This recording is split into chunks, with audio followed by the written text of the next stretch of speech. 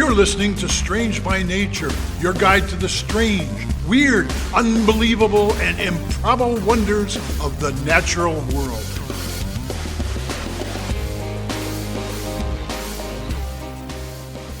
Hello, everyone. Thanks for being here today. I am Kirk Mona, and I am joined today by Rachel Ginza and Victoria Thompson. We are all professional naturalists who together have scoured the world for weird and wonderful wonders just to please your mammalian brain's desire for novelty. Isn't that nice? Let's do this. Hey, everybody. Welcome to the show. I am starting us off this week. Yay! A few weeks ago, I visited coastal North Carolina. Actually, it was for a friend's mother's memorial service, sadly. And I was there with ask several. If you found any horseshoe crabs, but never mind. Well, no, but I did go to the beach, as I'm going to discuss. I was there with several close friends from college, and it was pretty chilly and breezy, in fact, while we were there, and not really beach weather.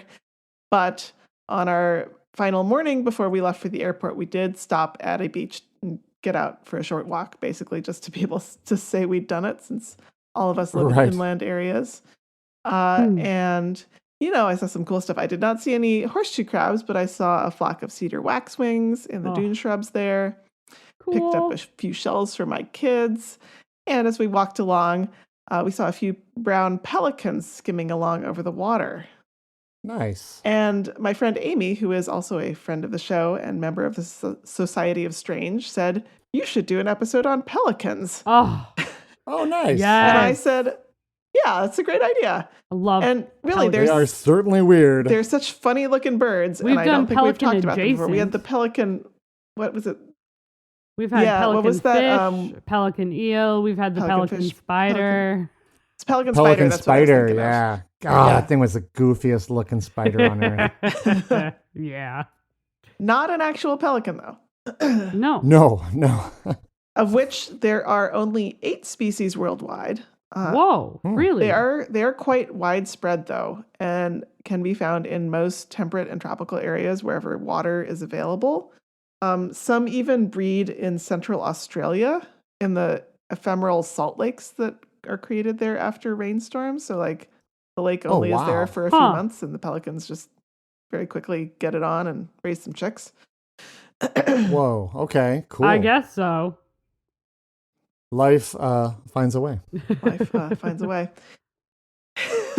Here in North America, we have the American white pelican, which is found in really most areas west of the Mississippi, including here I in had Minnesota. a flock of 50 of them fly over my head while I was teaching about birds today. So that was a Nice. choice moment. Thank Convenient. you. Thank you, Mother Nature. Right on cue. Oh, love it when that and happens.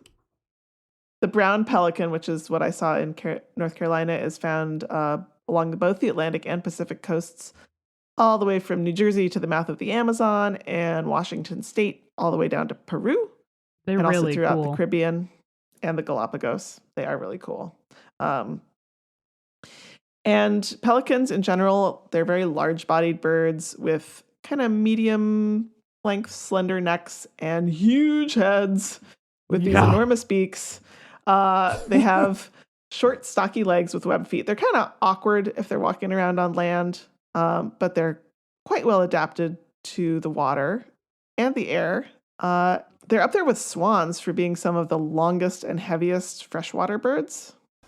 Yeah, they're huge. They're really big. And actually, the wingspans of some of the larger species of pelican can be almost as big as that of albatrosses, which is a very big wingspan. And so, gigantic. Yeah. As you would expect with wings like that, they are excellent at soaring. They can do it for long periods of time, either up high or down low over the water, which has some aerodynamic advantages. And they are good swimmers, and they actually float with most of their body out of the water. And this is due to air sacs under the skin, which fact led me on the deep dive into the avian respiratory system that I talked about last week. There we go. All right. I had to find that connection somewhere. All makes sense now. Yep. So if you haven't heard that episode yet and you want to know more about the wild world of avian breathing, which is really wild, go and take a listen to last week's episode. Oh. But yes, obviously the most distinctive feature of pelicans are those gigantic pouches underneath their bills. Mm-hmm. They have these very long, narrow, straight bills, and they have a hook just at the tip. And the pouch is just stretchy skin that's suspended from the bottom of their lower beak, the mandible. And it can hold, I read, about 20 liters or up to 5 gallons of water, which makes it hard to lift their head if they actually have that. Think much about in the there. size of a 5-gallon bucket. That is... And imagine just pouring that down your gullet, and... I can barely lift that with my arms. Right? Right. I'm not sure if But they this is- actually this- ever put that much water. I mean, they can't really, I think if they have that much, they can't really lift their head, so they kind of have to press their beak against their chest to Well, they'd be squeeze the water straining that out very quickly, Yeah, probably. exactly. And they, of course, are generally fish eaters. They can catch larger fish with the hook at the tip of the beak, toss it up, swallow it head first, which is fun to see. And, of course, they can hunt by scooping up a whole mouthful of water and fish. And then they slowly raise the beak and the water spills out over the sides, leaving just the fish. But pelicans do not only eat fish. They eat pretty much whatever animal they can fit in their mouth. I've seen some And- very, very funny GIFs of pelicans Yes. trying to eat fitting their beak around a cat. Yep. You can entertain yourself on the internet for quite a while looking at videos of pelicans swallowing ducklings and pigeons, which is a very awkward process, let me tell you, because of course the pigeon doesn't die right away. So Mhm. you can see it fluttering around in the Oh. pelican's gullet. Oh, my Just sounds gosh. extremely uncomfortable. Yep. For both of them, really. Yep. And Choices were made. yeah, pelicans also sometimes attempt to eat ludicrously larger animals than themselves, including capybaras, That's what I was cormorants, thinking of. Not a cat, a capybara. What? terriers, That's and human toddlers. Mhm. Oh. They're not good. No. Not Stop it. successfully, but That's good. the That's attempt good. was made. Wow. So pelican reproduction is kind of interesting. Usually mother pelicans lay 1 to 3 eggs, but typically only one survives. There's siblicide. So yeah, the stronger chick will kill or outcompete Yeah. the others, which is sadly common in the bird world. And this is pretty usual way of parents feeding their chicks. For the first week or so, the parents regurgitate food for the chicks, and then afterwards the chicks are able to retrieve food for themselves from the parent's pouch. Gross. But there is some really weird behavior that starts to happen. Oh, no. So with older chicks, before they let them have food, the parents will sometimes grab the chick and drag it around by the head very roughly. What? Okay. Which the hypothesis is that this may be a method of discouraging chicks that are not their own from trying to get food from them. Like no other chicks that are not their own will not tolerate it, but only their own chicks will stand up for the abuse. Okay. And we need to work on their self-worth. Yes. Yes. For our listeners who are familiar with the behavior of young human children, you may be interested to know that pelican chicks also can be huge tantrum-throwing drama queens. Beautiful. Gotcha.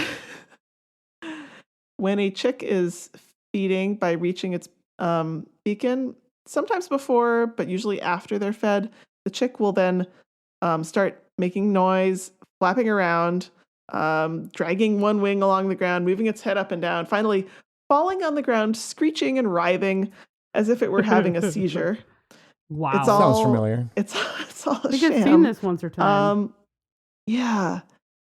It's a little unclear why they do this, but it may be trying to keep their parents' attention on them instead of letting the parents go on and feed their siblings. Sounds about right. Mhm. Yeah. And for ground nesting pelicans, once chicks are about 25 days old, they actually gather together in big groups, which are called creches, which is That's like the so French funny. word for nursery. Okay. And these groups can be as big as 100 chicks, but the parents are able to pick out their own chicks among all the others and feed only their own kids. Okay. So no communal feeding in the pelican breeding world. It's kind of Gotcha. interesting, especially since they're all grouped together like that. You'd think there would be. Yeah. Hmm. I mean, that may be where the head dragging comes in. I don't know. Fair enough. Yeah. That's really all I have in pelicans this week. They're strange looking birds and they have some pretty odd behaviors and adaptations. And that's what I'm sharing. Yeah. My sources this week were the Firefly Encyclopedia of Birds, Wikipedia, and a January 1939 article in The Condor, which is called Functional Aspects of the Pneumatic System in the California Brown Pelican by Frank Richardson. He basically got a couple of pelican carcasses and blew air in them to see how the air sacs worked. So that's fun. Okay. That's a choice. Someone's got to do it. Yep. Okay. Science. Science. I feel like they did more things like that back in 1939. Yeah, I think so. We just talk about it more eloquently now. Yes. Or at least more confusingly for the layperson. Yes. Yeah. Well, we're going to take a little break, and when we come back, Kirk will have something else for us. Yeah.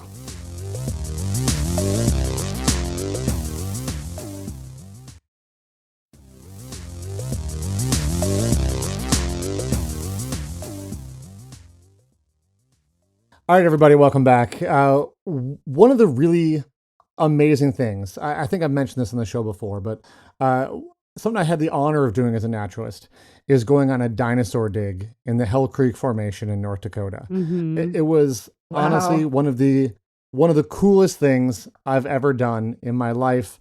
Another naturalist, Becca, and I took a bunch of middle school students in a 15-passenger van out basically into the very northern part of the Badlands and worked with an organization out there to spend a week digging up dinosaurs. We found parts of Triceratops, dromaeosaurs, fish, turtles, basically a big, nice cross-section of Cretaceous life. Wow, cool. And once That's you've been so cool. out in the field working on a dig, you realize why our knowledge of the past is so incomplete. The work is hard, slow, and hot. Conditions have to be exactly right for fossils to form. And you may find a rich fossil bed in one spot, and a few feet over, there's nothing. And if you think about it like today, if an animal dies in my backyard, it's not going to become a fossil because the conditions are not correct. Yes. And then, some fossils can get weathered away and not be there anymore. And back basically 65 million years ago, there were some spots that just happened to be right to produce fossils. But like if it was a few feet over, just like today, it may not be the right spot. So even if you happen to find an amazing site where a large dinosaur was found, you then have a problem of figuring out how to get it out. They can weigh thousands of pounds. Right, 'cause it's and rock. you may be many, many, many miles from the nearest road. But once you somehow finally figure out how to get it out, there could be years and years and years of cleaning and prep work and removing the surrounding matrix of rocks, just little tiny layer by tiny layer at a time to reveal the fossil before you can learn every secret it holds. So when you think about all the work that's involved, it's kind of a wonder that we know anything at all, let alone that we've already figured out as much as we have about the past. Yeah, your So it should not explanation made be- me exhausted just even thinking about that. Yes. Yeah, it was so much fun, but like we carried like a thigh bone of a single dinosaur out, and it took like a whole team of people carrying this one bone encased in plaster, and it was super heavy. So, it's a ton of work. And it shouldn't be a surprise then that we're still learning things and making new discoveries, even in places that have already been explored, because they're just huge areas, right? Mm-hmm. There's just so much ground to cover and so few people who are actually dedicated to being out there every single day. Most paleontologists are not doing field work. Mm-hmm. Yeah. They're studying stuff that's already been collected in museums. There's very few people out there who are working every day doing the field work to collect those specimens that get studied later on. Well, I know part of that too is like funding wise, that could be really hard to get funding. Absolutely. And stuff too. So Absolutely. So I was delighted by a story that came out of the Hell Creek Formation back in 2019, and I'm finally getting around to share it here on the podcast. This is from a research paper published in one of our favorite journals with a terrible acronym for the name. This is from the Proceedings of the National Academy of Sciences, or as it's known, PNS. The paper has a pretty dry title. It was called "A Seismically Induced Onshore Surge Deposit at the KPG Boundary, North Dakota." It sounds kind of boring, but oh man, is this paper anything but dry.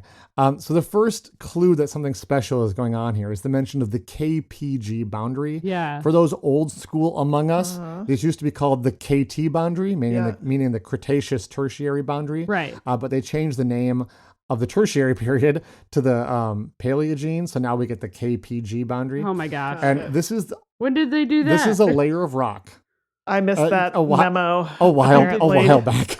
Yeah.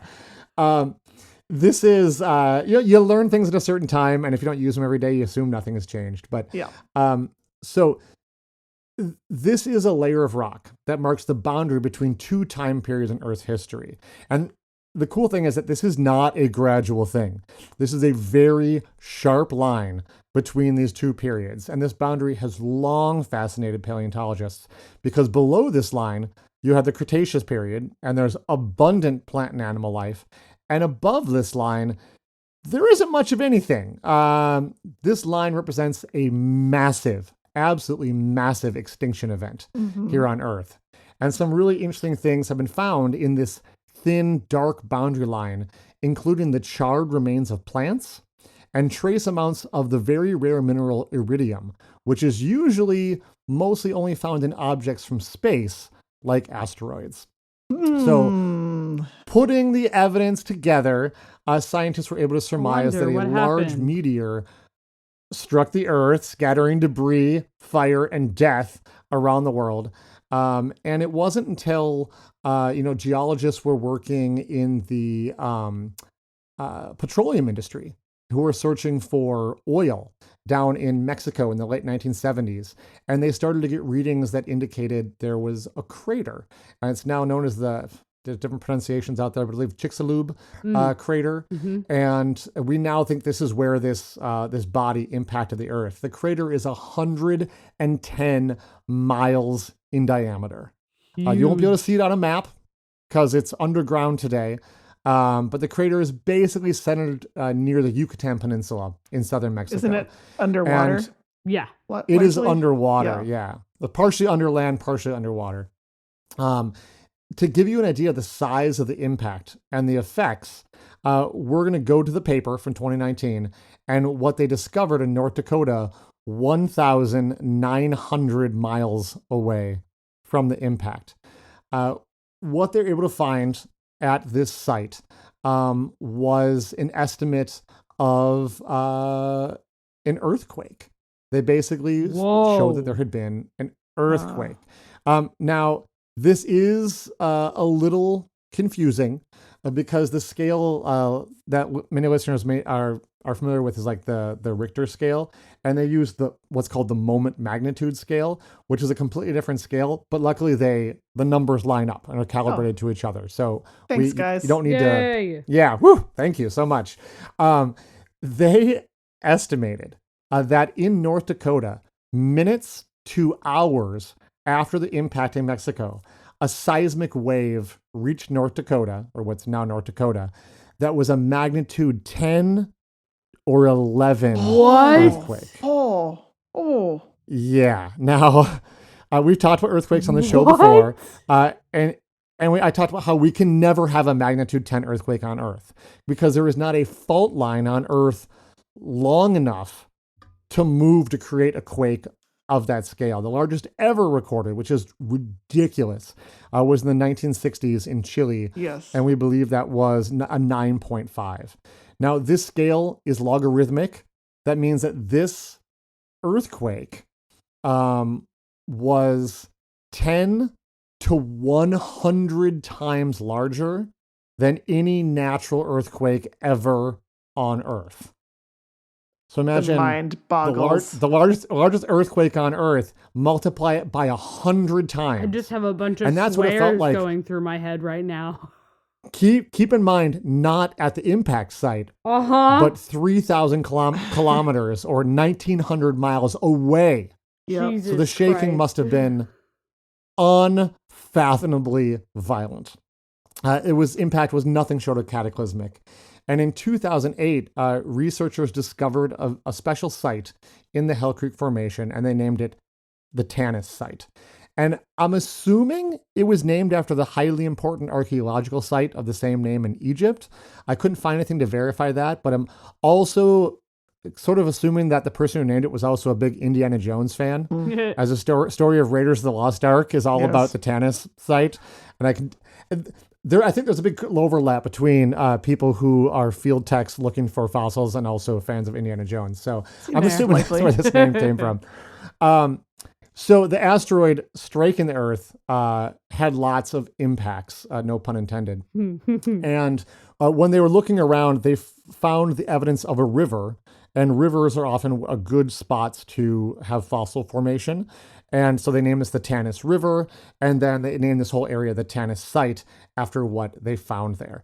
And so you might think there'd be a tsunami created by the asteroid impacting, and there very likely was, but they found the evidence of waves that were caused by the earthquake that were not a tsunami. And it's confusing because earthquakes cause tsunamis, but this was not like a tsunami would be waves created at the impact site that then travel to another place. Whereas if the earthquake arrives somewhere and creates waves that are at the same time as the earthquake, that's a different phenomenon than a tsunami. Okay. So they found evidence of this enormous, wave that was created, perhaps as little as just 10 minutes after the impact they estimated it could take. And these waves, they think, were anywhere between 10 and 100 meters high. For those of you using, American units, that's 33 to 328 foot high waves. And these waves were in the Western Interior Seaway. So if you picture North America and picture like a big giant shallow ocean or a sea kind of splitting North America in half, that's what it was like 65 million years ago. And a giant wave came like flooding through there. This flood washed animals from the sea, animals from the land together. Freshwater animals were mixed with ocean plants, other debris, and all kinds of stuff just washed up this river. They could actually see, because of the way that the bedding works in the river from all the sands, that the river changed direction. Okay, so the water came up, and they show evidence of multiple waves that came very far inland from this event. And I'm just going to read now some of the things that they have learned from this site, because it's such an incredible, incredible site, and you'll start to understand why. So the deposits they found, like I said, indicate that the river changed direction, which is pretty wild. Animals and plant material were preserved in three-dimensional detail. And often fossils are squished flat, right? But this event happened so fast, and all the deposits covered everything up so fast, things are preserved in three-dimensional detail, which is fairly rare around the world. So that's really exciting because you get a lot more information. They found articulated and cartilaginous salt and freshwater fish and marine reptiles that were all found together miles inland. And then what's just crazy is when you have an asteroid impact the Earth, it basically melts the land and ejects it up into the sky in fiery debris that basically forms glass. Tektites. And when that glass falls down, exactly, it's called a tektite.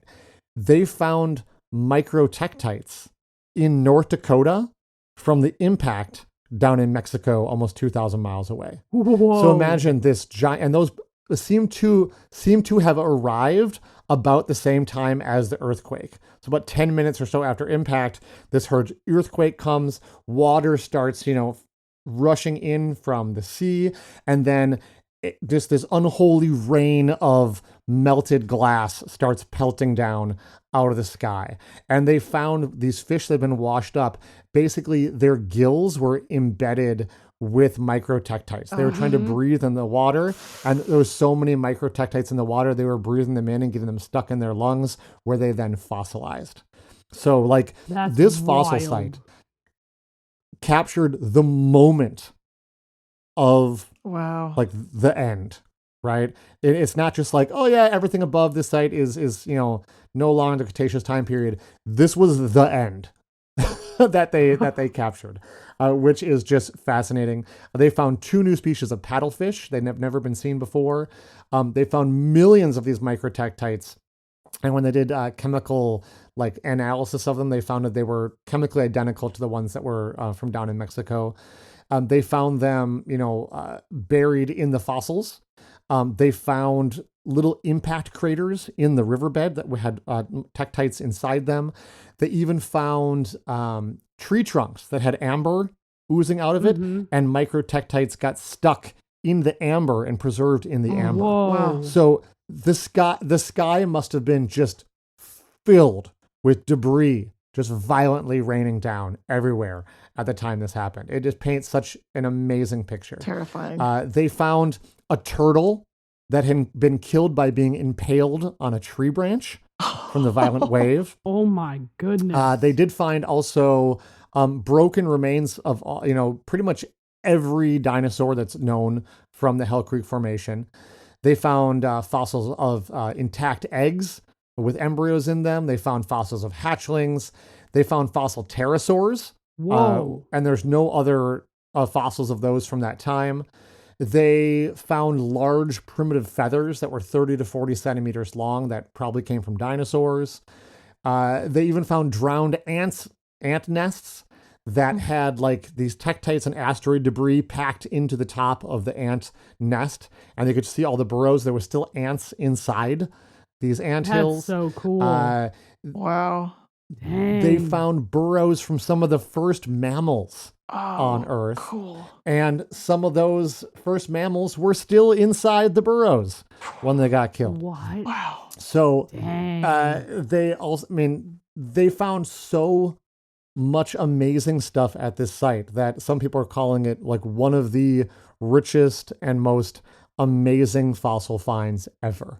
This was found, like I said, back in 2008. It was kept a very big secret, kept very quiet because they didn't want anyone to know about it. I'm sure it must have been excruciating not to tell people about it, but they really needed to preserve this site and didn't really start releasing papers on it until just recently. Wow. And they are still studying it. This is still an active site.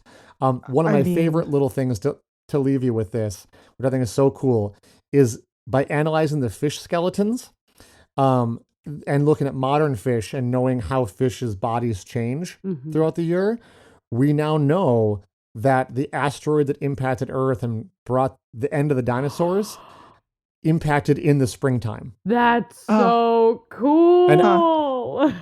And, it doesn't matter, but I love knowing that. It's like right? the fact that we can know what time of year basically the dinosaurs ended. It's like it was not a winter day, it was not a summer day, not a fall day, it was a spring day when the asteroid impacted. And this particular site, this Tanis site in North Dakota, is giving us incredible insight into the last minutes of the Cretaceous time period and how the dinosaurs were wiped out. So and this is an area that we've studied for a very, very, very long time, and just no one had found this site. Right? Because other areas that maybe you have lots of good fossils from, maybe that riverbed had dried up a million years later, right? Or thousands of years later. So this just happens to be, we finally found a site that had the conditions that were right to actually create fossils right in that last moment after the asteroid hit. Super Amazing. cool. That's so cool. So this like I said, this article that I was reading was called "A Seismically Induced Onshore Surge Deposit at the KPG Boundary in North Dakota." That's in PNAS. If you want to read the whole thing, super cool, super cool. I just had to share it because it's so strange, and the fact that scientists can learn these things about the past by studying it so closely and be lucky enough to find this site after all these years just sort of blows my mind. It makes me want to get back out there and go digging. So Kirk, I just pulled up this paper as you were mentioning the title, and I see that one of the authors is Walter Alvarez, who he was with his father, Luis Alvarez, was one of the originators of the hypothesis that a meteorite impact was what killed the dinosaurs. So he's like very cool, big granddaddy of that whole thing. Yeah, so he was like, I got a little something to add to the story. Yeah. Very cool. And I don't know if I've told you guys this before, but my grandfather was a geologist and he was a specialist in tektites. So yeah, I remember you mentioned you have some. Yeah. Very cool. Well, ladies and gentlemen, we're going to take a break, and when we come back, it'll be Rachel. I don't think I can follow that up, Kirk. You're going to have to try.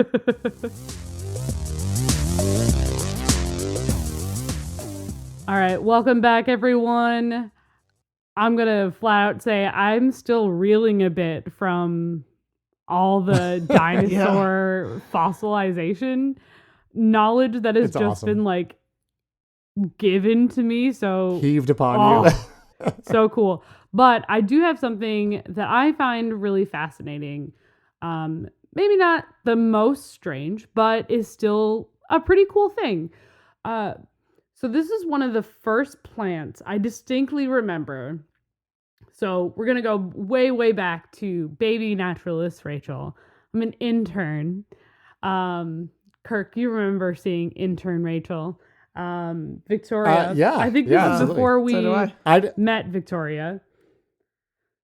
I have a photo I just saw the other day of intern Rachel with a red-tailed hawk sitting on her hand. Oh, that wasn't intern Rachel, though, I don't think. Oh, maybe it went to me. We don't let interns do that. So this was even before. You were even younger, I guess. Anyway. Oh my gosh. So picture me, little intern Rachel, going about and exploring, and I learn on a hike. I can't remember exactly why we were doing this hike. I think we were starting to learn. I was getting the overview of Pond Study, or maybe we had gone out with one of the other naturalists who is at a different site now.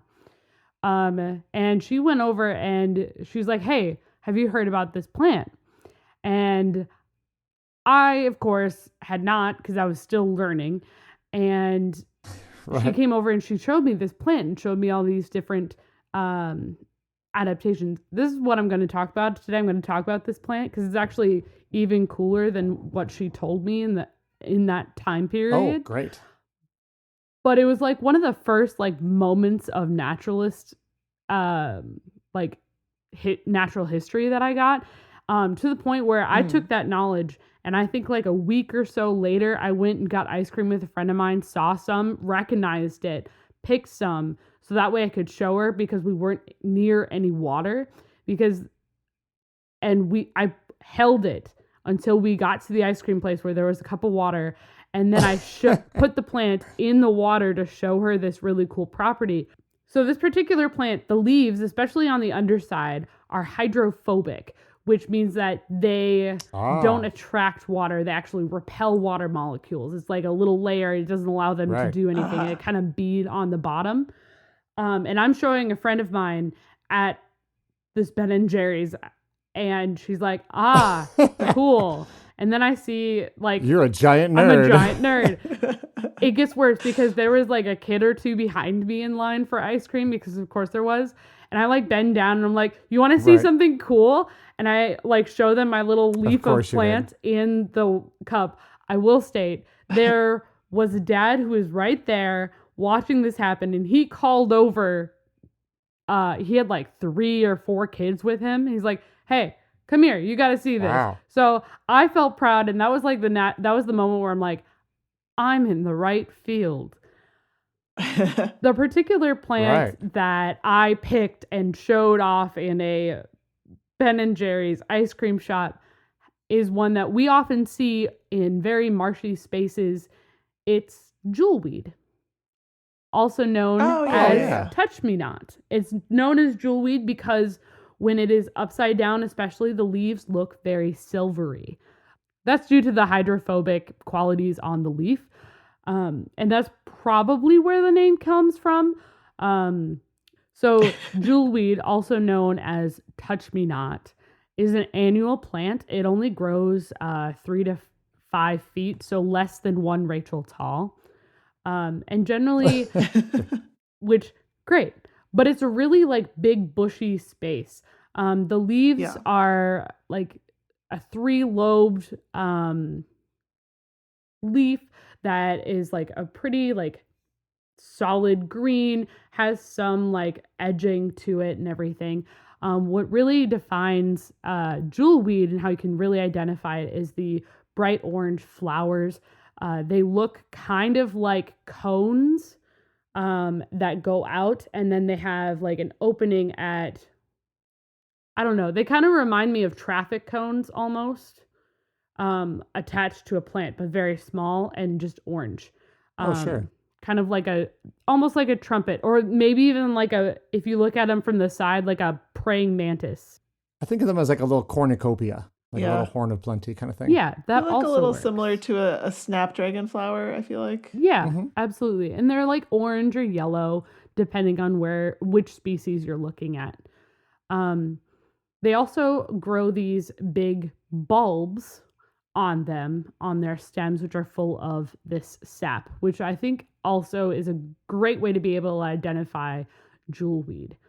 One of the ways that they do get their name is that touch me not, the seed, when the flowers go and they start having their seeds, they get these little bean pods. They remind me of string beans, and they are this bright, bright green. And when they're ready to go, we've talked about this type of seed dispersal before on the show, but if they even get brushed by anything, a feather, another seed, they will burst open and just explode as far away as they possibly can, which is a really cool way to... It's called explosive dehiscence, which we've talked about before. And it's a really cool way to be able to disperse your seeds. In surgery, that's dehiscence is what happens if you have surgery and then your wound reopens. Oh, awful! Difficult image for me, but good to know that. Good vocab word. That's fair. Gross, awful, hate that. Yeah, so it's a really cool little plant, but what I wanted to talk a little bit about is just like, it doesn't seem like overly strange, but what is really cool about this particular plant is, one, you are able to eat the seeds. Those are edible, which is pretty cool. Okay. Did not know that. The young shoots can be boiled as a type of herb, but you can't eat too much because there's like calcium oxalate crystals in them, so you don't want to eat too much of that. But what I really wanted to talk about is, besides the fact that it can blow up and it looks kind of silvery and is hydrophobic, which truly for a plant feels weird to me, like having a plant be hydrophobic, especially since it grows in the wetland. There's a lot of knowledge that gets passed along verbally between naturalists and between people in communities. And one that I've heard, and I can actually confirm because it has been studied scientifically, is that it was a traditional method to relieve poison ivy. Now, this is only for like short term, but it has been proven through Western science to be able to do that.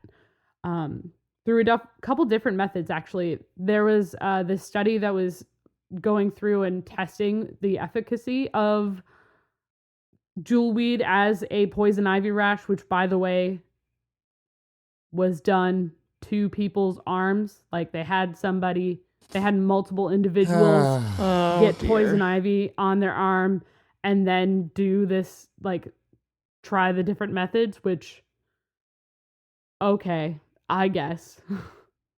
But Don't like that. they were able to, I don't love that either. They were able to, one, mash up the plant itself, like the stem itself. They want the sap and the juices in the plant. That is truly what is giving the cure, I suppose, the relief for poison ivy, the remedy. They also made it into soap, and made it like a extract soap, which worked okay. Between the extract soap and the plant mash actually worked better, but it only worked for short-term relief and short-term like exposure. Like if you would like laid down overnight in a patch of poison ivy, which don't do that. Don't like that. You're not going to, this isn't going to help you. But if you just barely brushed a bit of poison ivy and you happen to see jewelweed right there and can mash it up, that can actually relieve some of your systems. And part of that is because it contains saponins, which is, it's usually a toxic organic form or whatever, but it is able to like take out some of the active ingredients in poison ivy, make it the rash less itchy and less widespread, which is really great. The stem juice also, cool, which is able to treat athlete's foot because of similar, really, right? Because of similar properties that it does with the poison ivy. It has a fungicidal quality for it that allows it to actually like treat athlete's foot, I guess, which is pretty cool. Doesn't it also work for mosquito bites? Yes. Same kind of idea when it comes to the poison ivy. If you use it for mosquito bites, it helps it not itch as much. So it's pretty cool. It's found all over the United States and is a really good pollinator plant for many different types of pollinators, including hummingbirds and bees. So in my ecology class in college, we actually did a field study on jewelweed pollination by hummingbirds. Got to sit and watch a patch of jewelweed. That's so And did you cool. see any hummingbirds? Yeah, did. Nice. Oh, Be really boring that's if you so hadn't. Cool. I mean, there were other pollinators too. Sure. So that's all I have for you all this week. My sources were the USDA. They had a whole article on jewelweed or touch me not. The USDA, which is what I just said.